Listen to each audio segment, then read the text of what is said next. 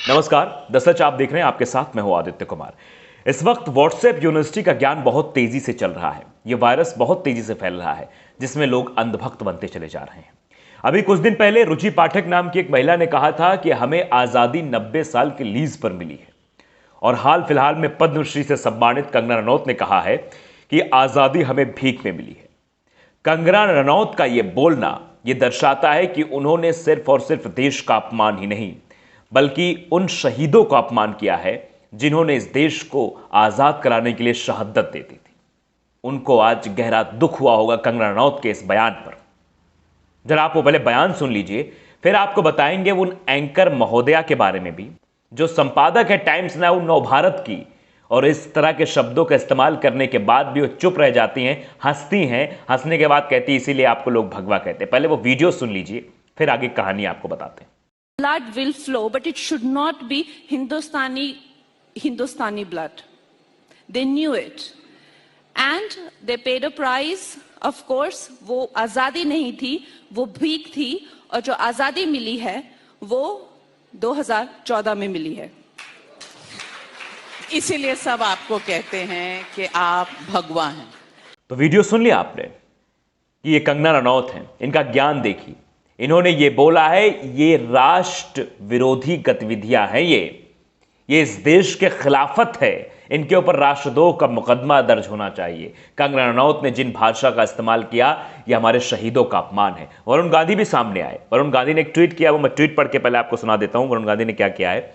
वरुण गांधी ने कहा, कभी महात्मा गांधी जी के त्याग और तपस्या का अपमान, कभी उनके हत्यारों का सम्मान, और अब शहीद मंगल पांडे से लेकर रानी लक्ष्मीबाई, भगत सिंह, चंद्रशेखर आजाद, नेताजी सुभाष चंद्र बोस और लाखों स्वतंत्रता सेनानियों की कुर्बानियों का तिरस्कार है। बिल्कुल तिरस्कार है ये। और नीचे लिखते हैं लाइन कि इस सोच को मैं पागलपन कहूं या फिर देशद्रोह। इसको दोनों कह सकते हैं, एक पागलपंथी भी कह सकते हैं, देशद्रोह भी कह सकते हैं। ऐसे लोगों के ऊपर तो मुकदमा दर्ज होना चाहिए। हम मोदी सरकार से अपील करते हैं कि ऐसे लोगों पर तुरंत मुकदमा दर्ज किया जाए जो देश के बारे में गलत बोल रहे हैं, देश की आज़ादी के बारे में गलत बोल रहे हैं। क्योंकि प्रधानमंत्री जी, आप भी अमृत महोत्सव मनाते हैं, तो अमृत महोत्सव, आप आज़ादी का अमृत महोत्सव क्यों मना रहे हैं? अगर आप आज़ादी का असली में मतलब समझते हैं और अमृत महोत्सव मनाते हैं तो इस वक्त कंगना रनौत पर FIR होनी चाहिए। फिर देखिए अजीत अंजुम जो है उसी वरुण गांधी के ट्वीट पर रिट्वीट करते हुए लिखते हैं, मोदी भक्ति की पराकाष्ठा। बिल्कुल सत्य बात लिखी है कि 2014 के बाद हम आजाद हुए। इस मतलब पूर्ण रूप से आजादी तो हमें भीख में मिली, इस शब्द का इस्तेमाल कंगना रनौत ने किया था। तो आप समझ सकते हैं कि मोदी भक्ति कितनी ज्यादा है। सूर्य प्रताप सिंह IAS कैडर के अधिकारी रहे हैं, वो लिखते हैं, आजादी 2014 में मिली है। लॉर्ड वायसराय, अटल बिहारी वाजपेयी और गवर्नर जनरल मनमोहन सिंह के अत्याचारों से भारत तंग आ चुका था। तब आया एक महामानव जिसने चाय बनाने के लिए लाइटर जलाकर क्रांति की पहली चिंगारी लगाई, और फिर वही चिंगारी देश की आजादी की बुनियाद बनी। बाकी लीज पर मिला है देश। एक कटाक्ष के तौर पर सूर्य प्रताप सिंह ने बातें लिखी हैं।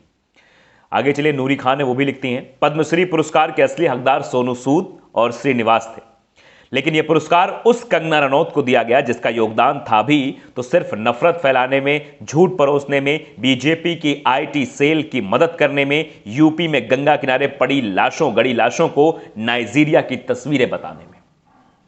यह काम किया था कंगना रनौत ने, इसलिए उन्हें पुरस्कृत किया गया, सरकार के पक्ष में बोली थी।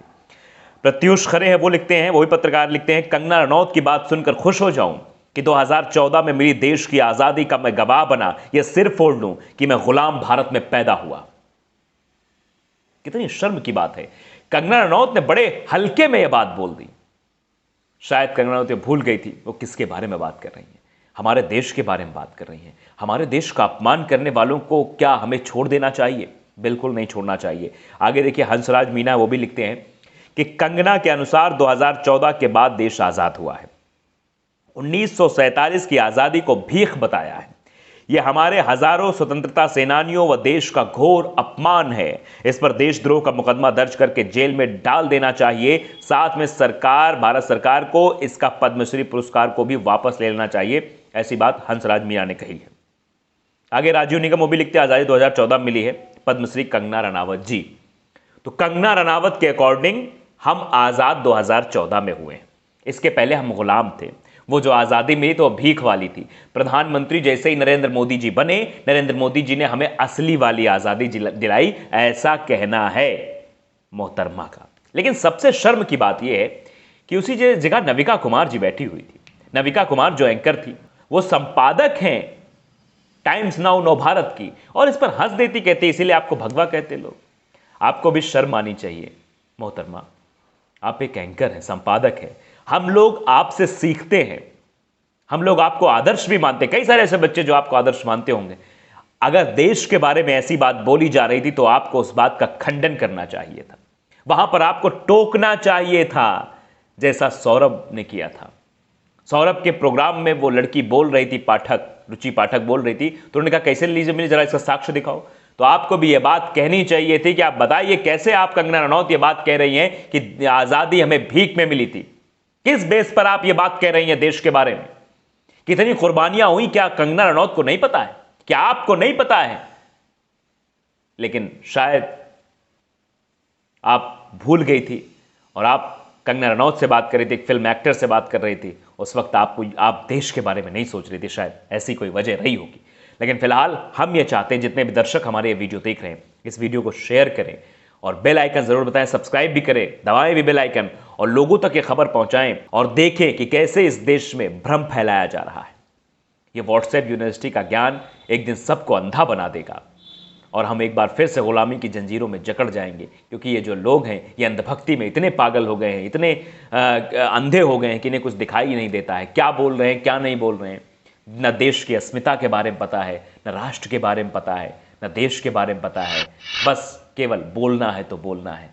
बस एक शख्स के बारे में जितनी तारीफें निकल पाएँ, जितने कसीदे पढ़ पाएँ, बस पढ़ते रहें, उसी अंधभक्ति में जीते रहें। तो अगर आपको वीडियो पसंद आया है तो लाइक सब्सक्राइब ज़रूर करिएगा, शेयर भी करिएगा, और ऐसे ही द सच के साथ आप जुड़े रहिए। सच के साथ आप जुड़े रहेंगे तो हम आगे एक बड़ा मुकाम हासिल करेंगे और उसके साथ साथ आपकी आवाज़ बनेंगे। नमस्कार।